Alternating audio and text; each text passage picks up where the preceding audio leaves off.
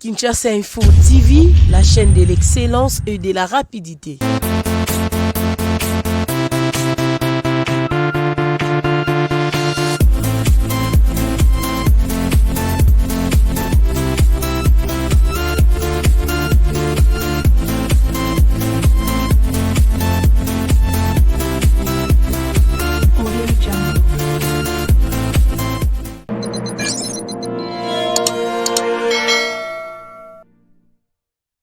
Vous ya mokolo ya lelo ndenge tolobi bayangela nkema ya ayangela tape o moto akotonda akodécharger basangela mabele mère femme ou ta femme bande ko tokutani suna rendez-vous na biso ndenge tosolaka na bana mboka ya kati ya province na biso ya Mai Ndombe boyebi ke émission Écho de Mai Ndombe ezali émission oyo epesaka basango bana province na biso lelo tozali na moko ya bana mboka tolobaki tolobite cette fois-ci il faut tozonga na Kisasa to meka quand même kokundola Mai Ndombe avec ses 8 territoires mais bandeko mokola lelo ezali journée moko spéciale toza na kati ya territoire ya Kutu parce que chaque invité azaka na territoire na ye o ya uta yango wana bomona ka elongi ya sika na plateau na biso mais plus tolinga toyeba ko présenter directement parce que ezali elongi moko ndenge bandeko bamoni bayebi déjà biso tolobe belete mais plus tolinga ba image et parler mbote papa Adonis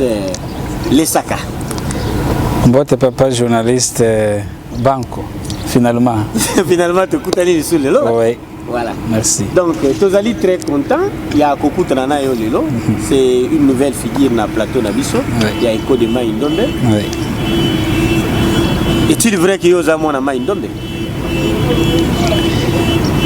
Merci papa journaliste Banco oui naibite soki fona sala dessin pour bato bayeba ke naza mwana Mai Ndombe eza na posa ko sala dessin te mais bao bamoni elongi bao mpe bayebi nkombo certainement bipa bazali na bandako na bipa nyonso bazali eza na mboka eza awa na Kinshasa to mpe ailleurs na mikili mosusu bayebi Adonis Lesaka aza nani aza mwana Mai Ndombe aza mwana ya territoire ya Kutu aza mwana ya groupement ya Mbamushe voilà tata naye azaki Moseju Lesaka donc on n'est pas tombé du ciel on est bien sûr la province de Mai Ndombe du territoire de Kutu et précisément du groupement de Mbamushe voilà. Docteur Adonis Lesaka, eux ils ont surprise pour la bandeko. Tant que qui botangi comme ya papa Moseju Lesaka. Mais bandeko baza quand même besoin bayeba. Docteur Adonis Lesaka zanani. Bien qu'il y a mon territoire à Kutu bayoki lelo, bayoki ba référence au PC mona ya Mbamusha. Mais lelo yo Docteur Adonis nakati ya République démocratique du Congo. Topé nakati ya territoire ya Kutu, topé nakati ya groupement ya Mbamusha. Mbamusha za chef de secteur. Malab mingi merci papa journaliste Docteur Adonis Lesaka Mosali lokola basali nyonso ya ekolo Congo yambo nyonso azali munganga azali médecin de formation formé en gynécologie obstétrique azali pe lisusu diplomate parce que j'ai été formé comme diplomate aussi. Nasima ya kosa na moi domaine na biso ya minganga mingi na mikili pona makambo etali santé na bituka minene lokola Nations Unies na makambo etali santé za OMS ndebi pato sali na libanda ya mboka bambula ebele simanango tomoni lokola ntango pe ekoki après avoir koyoka mpe appel ya chef de l'État son excellence Félix Antoine Tshisekedi Tshilombo pona kozonga mboka kosala mosala na mopanzi na ye lokola moko ya matoi ya mokonzi ya mboka pona makambo etali santé nde wana tozongi mboka tosalisa ensemble tosala totonga mboka mpe topusa mboka liboso nde wana tozali lelo bandeko boyoki bino moko ndenge ndeko na biso Docteur Adonis Lesaka lobiki azali moko ya bana mboka oyo tende tozali koloba pe toyoki azali moko azali kosunga mokonzi ya mboka na domaine ya santé. Docteur Adonis nakanisi okei kotumola libulu bana ya province ya Mai Ndombe to pe bana ya territoire ya Kutu bazali kovivre na kati ya République démocratique du Congo. Lelo oyo ozali pembeni ya mokonzi ya mboka président Félix Tshisekedi, territoire na yo to pe province na yo ezali kovivre na insécurité sanitaire. Mais comment na pembeni ya mokonzi ya mboka pe bandeko bayoki baza koliki yake mbala mosusu pe mokonzi ya mboka aza na eloko ya malamu asi ya sala to pe alingi ya sala. Mais lelo toza kotala pe na ba calcul na biso mandat ya mokonzi ekomi déjà na suka na yo ozaki pembeni ya mokonzi ezaka motema mabe ya bana Mai Ndombe bazaka so baza pembeni ya bakonzi moyen ayebisa na mokonzi ba difficulté oyo mboka na ye to pe territoire to pe groupement na ye ya Mbamouche azali kokutana na yango. Merci madame mingi lokola motuna otuni penza kitoko. Son Excellence le président de la République Monsieur Félix Antoine Tshisekedi Tshilombo azali mokonzi ya Congo mobimba, azali mokonzi ya Mai Ndombe kaka te, azali mokonzi ya Kinshasa kaka te, azali mokonzi ya ba province 26 ya République démocratique du Congo. Na yango ezali na ba programme selon les provinces. Bokoyo kampe mingi balobi programme ya 145 territoires. Et na kati ya programme ya 145 territoires oyo mokonzi a lancé oyo ko banda na mikolo ya et toucher secteur santé lokola. Et na secteur santé oyo programme ya 145 territoires est touché.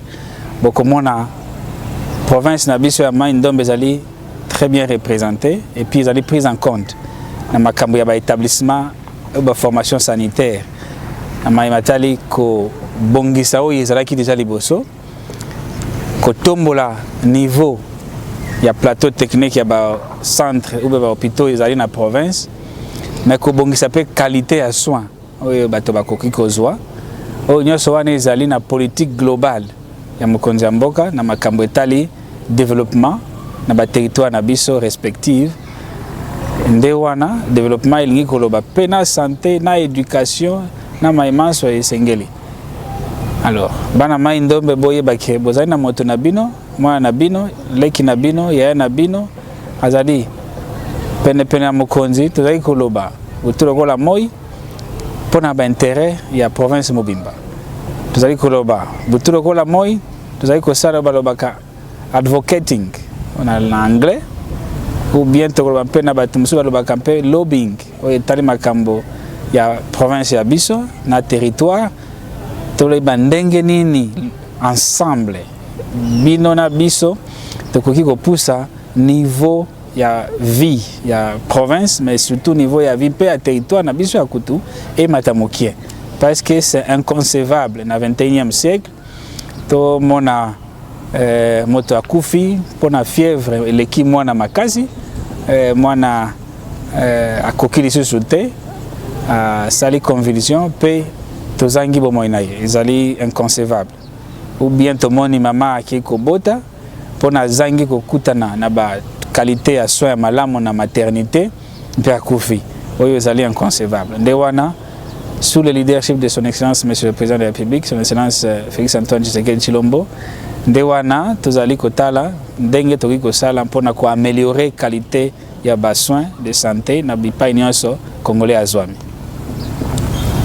Ndeko Docteur Adonis Lesaka bandeko bayoki yo na biano ozali kopesa biso mais bandeko balobi pe nazwaki mwa mitune ebele ntango naza koya bandeko bazali na besoin quand même bayeba ntango oyo otangi kombo ya mokonzi ya mboka mais mingi bandeko pe bayeba yo en tant que docteur parce que bandeko na yo bazali na ba difficulté ebele koyoka yo déjà ozali gynécologue ngana kotoucher likambo etali ba mama na territoire na biso to pe na kati ya province na biso tozali na ba place mosusu basi bazali kobota likolo ya mabaya tozali na ba place mosusu basi bazali kobota likolo ya bakitikwala Nde naza koyebisa yo ilikuwa peut-être l'émission prochaine tokoluka tosala illustration ya baimage nakanisi omonaki na réseaux sociaux nde balakisaki poste de santé moko côté ya groupement ya chefferie ya batere balakisi lit d'accouchement ya libaya koyoka yo gynécologue to mpe moko ya baconseiller oyo basimbi secteur oyo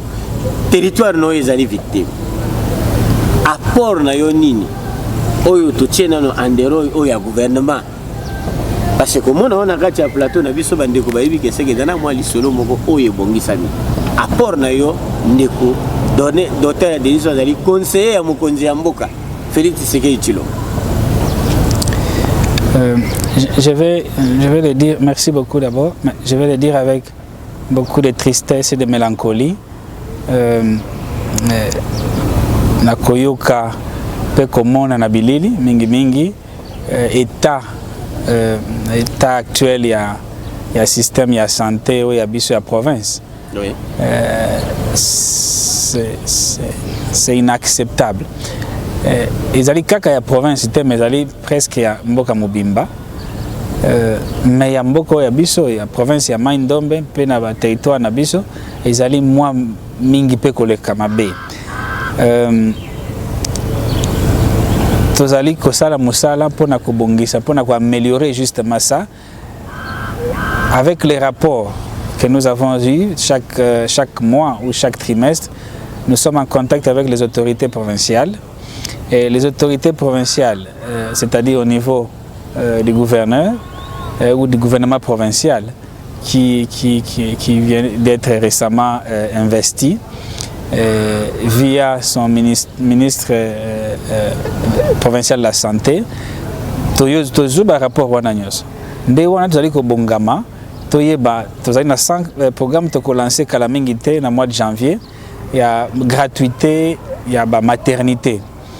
Na gratuité ba maternité nkoloba uta mama akotize mi te mokolo kobota te mwana kokisi 28 jours ou sanza mobimba et kozala sous couvert na l'état kofuta. Est-ce que wale eza na compte ya gouvernement to pe ezali initiative ya yo moko mwana mboka ozwi? Eza na compte ya gouvernement. OK. Mais biso mpe lokola ngai lokola mwana mboka na komema na ko porter programme wana na territoire na biso na province na biso. Mais lokola pe acteur social ou politique ya territoire ya Kutu tompe ya province ya Mai Ndombe ils ont ba initiative déjà mingi pe tosi tozui oyo pe tosi to bandaki déjà mais tokoki ko sala ngomba la moko te bipa binso tokoki ko sala une place après une autre. Déjà ba initiative tosi tozwaki il y a des matériels qui sont déjà en route oyo ko équiper ba maternité na biso le kola na ba groupement nyonso ya territoire ya Kutu pe na ba territoire mosusu ya Mai Ndombe na ba matériel déjà ezali na nzela mbalo ele kanaki totalaki déjà tongaki to sala état des lieux d'abord et si ma état des lieux toyeba bipai wapi besoin pende za makasi pe to sala musala na ndenge ilongol bani mais wa toza kolobawa il y a déjà un lot important de matériel médical ou izana nzela pour justement correspondre na besoin wana na ba maternité na biso ya province ya Mai Ndombe mais surtout na territoire ya Kutu. Merci ndeko docteur Adonis Lesaka. Mutuna na biso to mungi tuna likambo etali gouvernance ya province ya Mai Ndombe. Na kanisi tozalaki na yo na kati ya province na territoire ya Kutu. Na lomingo moko oyo to célébraki lokumu ya mwana mboka na biso to pesi mbote ebele Monseigneur Donatien Chole. Oui. Yo zali moko ya bato oyo baza pembeni ya mokonzi. Nazali kozongela likambo wana pamba te. Oui. Province to pe territoire na yo ezali ingouverné. To bani nano na niveau ya ba chef à secteur. Oui. Chef à secteur azali ko gérer secteur lokola ezali lokola mabelo to bengi bambe ya ye. To ye na ba administrateur ya territoire. Oui. La même chose. Oui. To ye na ba chef ya cité. Oui. Eza osala mape na miso ya bino bana na biso ya mboka. Oui. Mais toza komona ta solution moko oyo bino bakozi bokozwa pona bango te bandeko balobi na nga babina tuna motuna oyo ekome pa ya mokonzi ezali complicité ya mokonzi ya mboka na bino bana ya mboka oyo toza kosatandre ou bien ezaka façon ya konyokola population. Merci mingi na motuna. Mais nalingi na rappeler que Ntango président a prêté serment le garant de la nation elingi kolobate à cause na mokolomo kopte même pas une seconde na complicité pour na mona congolais ata moko a souffrir na quel que soit les coins ou recoins du pays. Il est vrai que notre province traverse une période de turbulence forte caractérisée par la mégestion. Je ne ferai pas la langue du bois. La province souffre. Elle souffre encore un peu jusque-là. Elle a souffert il y a beaucoup très longtemps déjà par la mégestion et elle continue encore jusque-là à souffrir un tout petit peu. Pourquoi? Parce que nous, je ne m'exclus pas, nous, nalobi biso. Biso banso, tozali na moi eteni ya responsabilité. Oh, il fallait tout même pour na to bongisa, bipai wapi ma gestion et salami. Ou bipai wapi ma gestion et zali. Tozali na moi eteni ya responsabilité. Utana likolo, te na se, na un peu de population parce que manso et salami na accord avec la population parce que ba député oyo ba voter, ils ont dit population de a voter au niveau provincial. Nde ba député wana ya province, bango ba komi ko voter gouverneur. Alors, ils ont dit bino bateau, population au pesi bo kondi na ba député. Bo kondi bino bo pesi na ba député, bango pe na tout na bango ba pesi yango na mutu moko lokola gouverneur pour na akamba biso banso na niveau provincial. Alors, je suis rassuré et je suis juste là enfin persuadé que ba député ba voter qui na conscience. Et le ba voter qui na conscience, de wana ekumbi biso na bipai tozali lelo. Fruit à vote na bango, de ekumbi biso bipai tozali lelo. Mais j'espère et kotika libela bongo te et ko changer et biso tozali ko travailler dans le sens où tout le monde a province et tamboli et liboso na sens ya développement intégral. Il y a un secteur nyonso. Tout ça que travailler pour tout le monde moi, na sens tout le monde a développement ya solo na ba territoire na biso. Na lingi population ya maindo boye bake. Moi na bino leki na bino ndeko na bino ya na bino Dr Lesaka o yazali ko lobalasikawa tozali ko la te. Butu lokola moi nous avons les yeux ouverts, les paupières ne se ferment pas par souci de voir comment on peut faire avancer la province.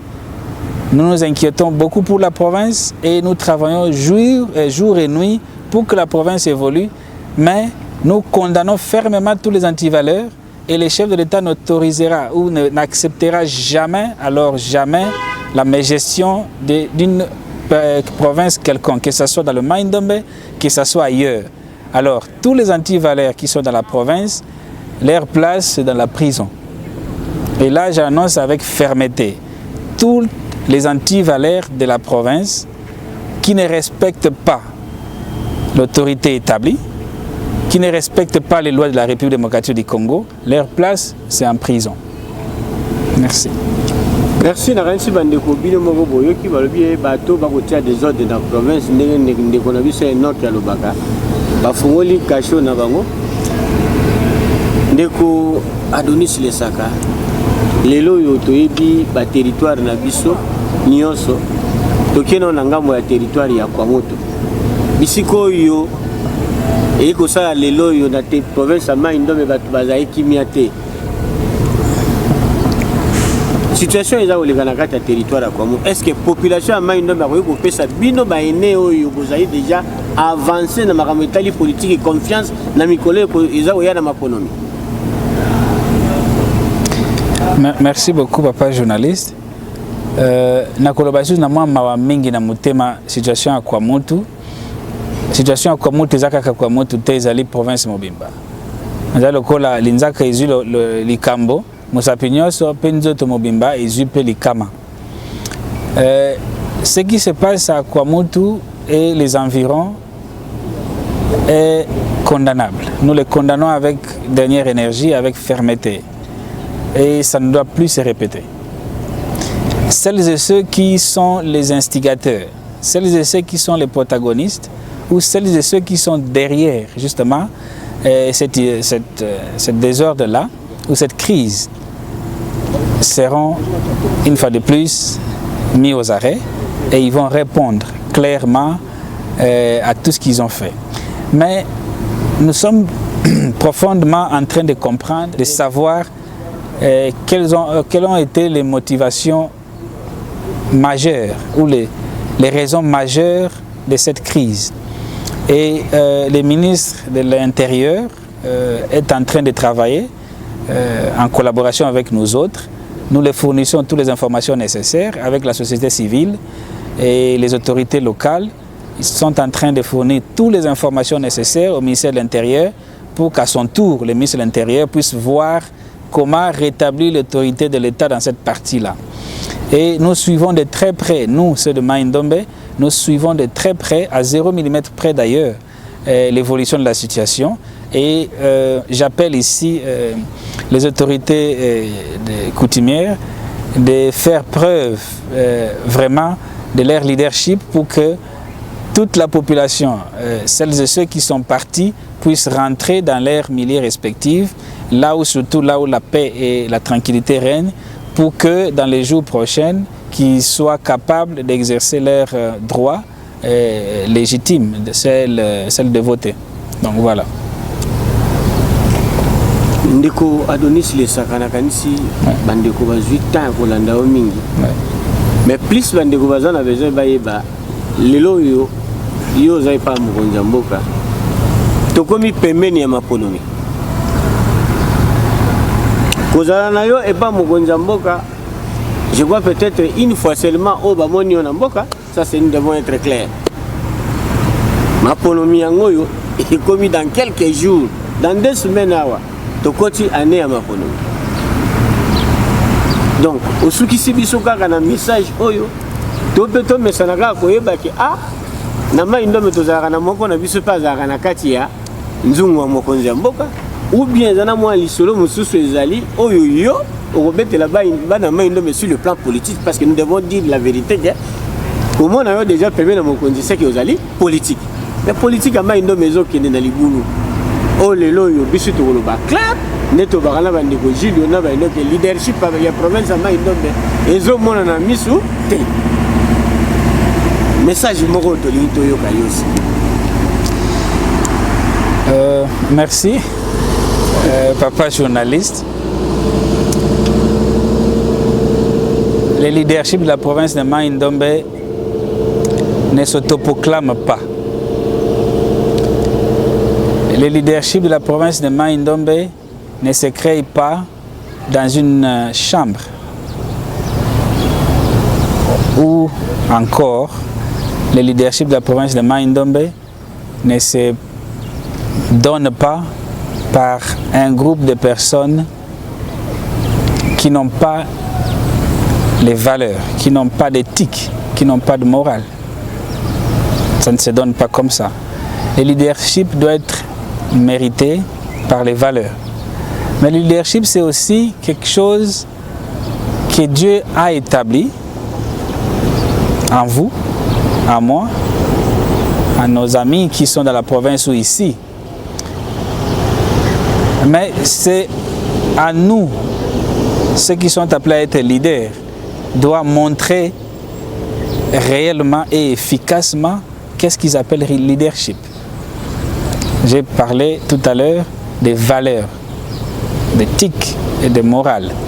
On ne peut pas se prétendre être leader si on n'a pas de valeurs, si on n'a pas d'éthique, si on n'a pas de morale. C'est inconcevable. Il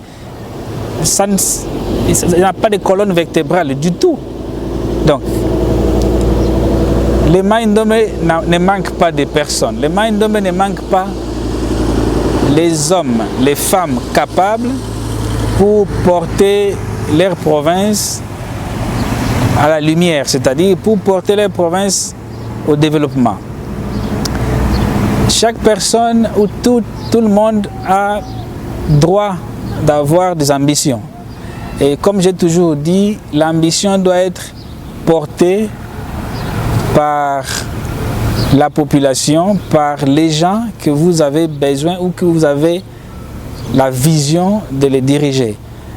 Et le leadership doit être aussi porté par ces gens-là, ces personnes-là qui aimeraient vous voir leader pour être les porte-voix, pour porter leurs ambitions, pour porter leur voix, mais pour aussi, ensemble avec eux, aller de l'avant et développer la province.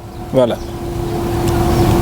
Bandeko, namoni déjà baza osa biso mo asini kuna nde tolobaka tokomo kokende na suka émission na biso mais tosenga na bandeko baza na technique ba pesa biso mo a minute moke o to si sa o ezali mituna na biso tomoni atozo so na conseiller mokonzi mboka waza mo na territoire na biso ya province ya Mai Ndombe et tokaki dans le couloir lisolo ya fondation Dr Adonis Lesaka wana obe télévision lisolo na côté ezala kwa cartouche moko oyo yo bombi mais biso pe wa tolukaka to bimisa po ba bayeba parce que ezali solo ya province tokoyi ko bomba te malam mingi lisolo ane ezali solo ya fondation je dirais plutôt merci ezali ya solo lisolo ngo oui na ko bomba te ezali certainement lisolo ya fondation Dr Adonis Lesaka te mais ezali fondation Moussédjou Lesaka. Ah OK ouais. Alors fondation Moussédjou Lesaka ezali wana pona kotalisa pona kosalisa pona mingi kosangisa bana ya territoire d'abord ya Kutu oyo balingi bamona développement ya solo mpo tango tozaki na yo na mois d'avril na province ya Mai Ndombe. Laissez-moi vous dire qu'il y a pas de vie. Les gens ne voient pas le développement tant vanté par certaines personnes. Enfin, je ne sais pas.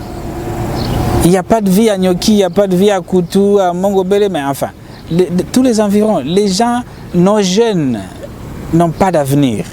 Les jeunes qui terminent leurs études n'ont pas d'avenir, ils n'ont pas de vision. Pourquoi? Parce qu'on ne les a pas donné cette opportunité-là de s'émerger. On ne les a pas donné ça. Ndewana na lobby. Na kati ya Lingomba Fondation Moussédjou Lesaka. Tolingi totia liboso nyonso totie éducation, totie santé, totie agriculture. Parce que totali motopoza la motofoza na santé ya kitoko. Santé ya kitoko yaka wapi yaka na bipayo vanda ka malamu nano. L'environnement. Santé ezali environnement. Ce qui est environnement no eza kitoko, santé koza malamu. Santé malamu linkoloba nini? Linkoloba olia malamu. Kolia malamu ezali koluta wapi na agriculture. Ce qui est agriculture ezali te kolia pe malamu ekozala pete. Nde wana totie santé liboso.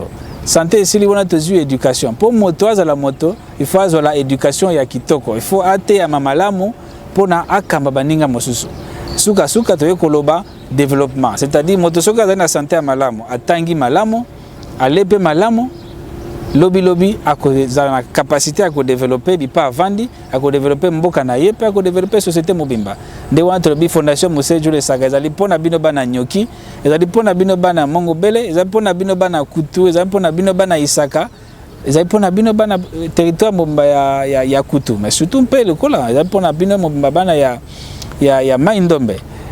Mais message à nene susu ezali lobby ba élection ezali koya awa na sengi na bino bana ya Nyoki, bana ya Mongobele, bana ya Isaka, bana ya Bediki, bana ya Mabala, bana ya Ilombe, bana Mongobele ya je vais dire Bokoro, Empa, Segesili, partout bo sangana bo kende kozwa bino banso moto na carte électeur na izana mbongo te bakosenga bino mbongo te bakosenga pe logo te basenga na yo oya na présence physique na yo tambola lukuta na ndako na yo te na centre d'enrôlement okamata carte na yo enrôlement pour epesa yo permission lobi nango au voter moto yo lingi ko voter na ba élection na niveau provincial na niveau national. Certainement au voter député provincial, au voter député national, peut au voter Mukonza Sika. Certainement au voter président Félix Antoine Tshisekedi Tshilombo pour yenda ko kamba biso banso tokende liboso. Parce que wana za Mukonzi na yo bande ko suba bibetala docteur biso ba point zalité ba stade d'abord ekomi batu ba ko tongela biso ba occasion, c'est tout un problème sérieux ba poste de santé na ransi to kitana yo na mboka.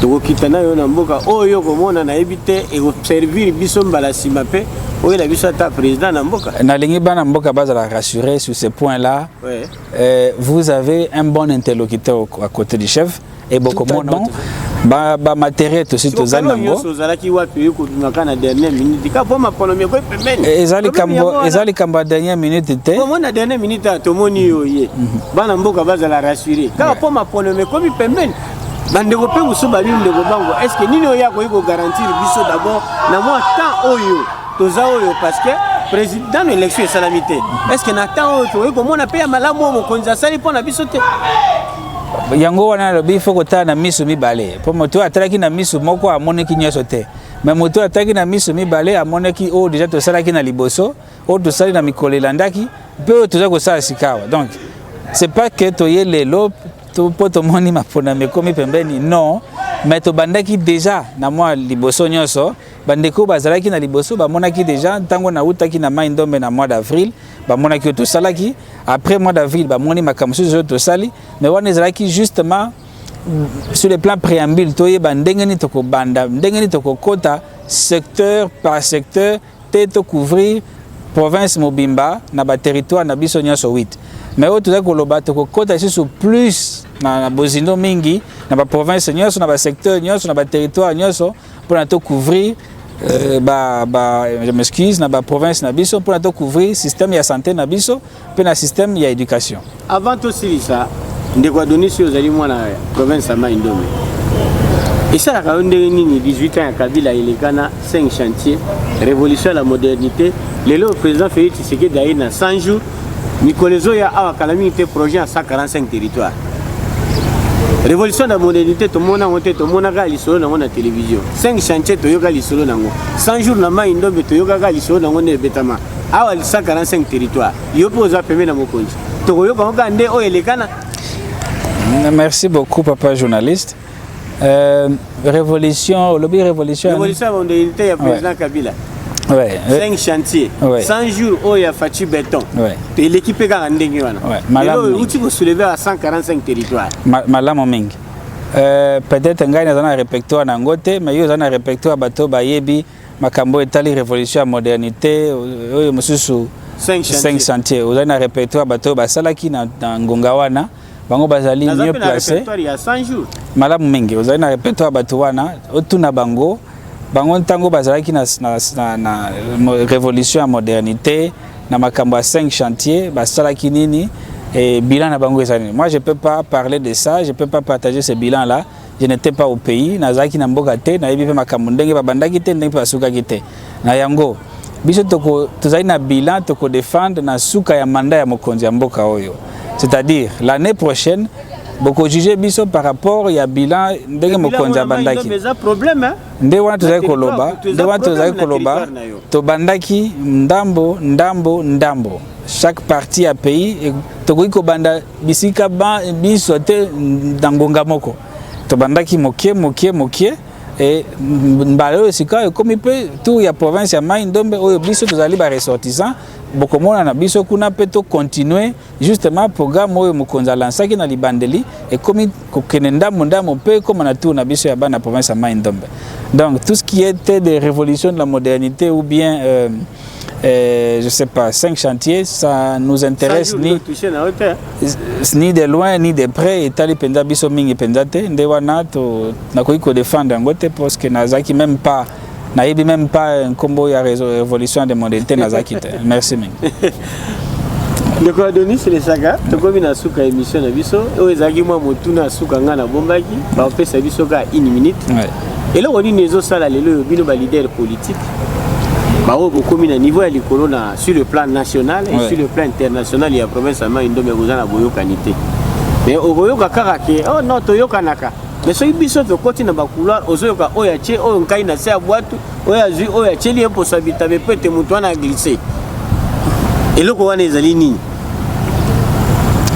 Peut-être au pessinga information ngana yeba kité. Ah yo yeba kate ke bino na biso to yebi yango ke bino na bino boyo kana kate. Bon lokola bino boyebi singa na yebi yango lelo je vais vérifier pour na ina yeba ezali ya solo to ya lokuta moyo ngana koloba ezali. Est-ce unité na Mai-Ndombe ezala?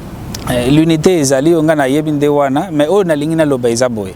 O na ngino ba mingi ezali biso ba jeune oyo toye na sima ya ba ene oyo basaki liboso tozali na kosenga moko tozali na kosenga bakolo ba précéder biso liboso batata na biso bayaya na biso basunga biso bato toyesi kawa na nzela mateya c'est-à-dire conseil na nzela ba orientation mais mingi bayeba kosangisa biso tozala ensemble na bango biso na bango tozala monoko moko makanisi moko mayele moko.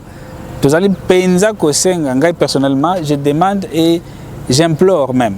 Je suis en train de demander devant votre caméra à nos aînés s'il vous plaît orientez-nous, conseillez-nous, tirez-nous les oreilles s'il est faux là où on n'a pas bien marché mais pour le bien-être de notre population, pour le bien-être de toute la province de Mai-Ndombe. Nous avons l'intérêt de s'unir. Nous ne devons pas nous organiser à se séparer. Nous devons plus nous organiser à s'unir pour voir notre province prospérer. Merci. Deux mots de la fin. Nabandeko bazolanda biso na cité ya Nyoki, na cité ya Bokoro, na cité ya Putu, na Semendwa, na Makau, na Bosobe, Tolo, Bamboka, Zinga, na Ngonga oyo bayoki ndeko Adoni Lesaka oyo azali conseiller ya chef de l'État mwana ya territoire ya. D'abord, na sepeli mingi parce que je suis rassuré que bakomona biso na sima bilili na yo na sima émission oyo bakomona biso na pesi bango merci na ba engagement na bango merci plus na fidélité oyo bazali nango chacun dans son domaine mais na contribution eza na musika bazali kopesa biso na nzela ya mateya pe na nzela ya orientation biso mpe lokola na niveau na biso na niveau tozali tokotika bango te.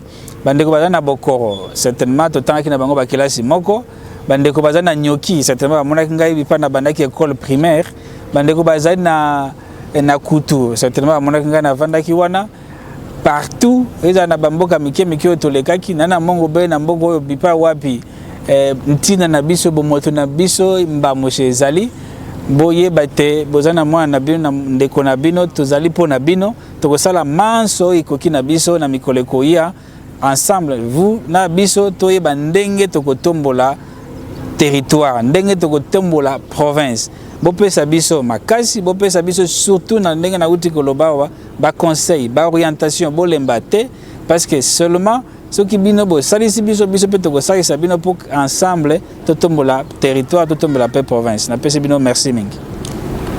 Merci na bino bandeko balandi émission Écho de Mai-Ndombe bandeko tozaki na mwana mboka Adonis Lesaka oyo azali conseiller ya président ya Mokonzi ya mboka touti kosolola mai matali province na biso bandeko boyoki to bandi likolo to kiti na se to ye na katikati to sololi mai etali province boyebi ke mapolomi ezali kala mingi te arolema yango ekomi kopusana au lieu que to ganga mingi na ba réseaux sociaux ndenge toza ko ganga oyo aleki oyo asali boye bandeko ngana kopesa kaka message oyo soki tolingi province na biso soki tolingi ba territoire na biso toyebisa population na biso basa enrôler mbala oyo ebele eloko makasi ngana koyi koloba wana ba numéro ya téléphone yango wana bandeko tokutani le même jour et puis kaka na émission na bino Écho de Mai-Ndombe wana ezalaki ndeko na bino Banko Mbuka. Merci.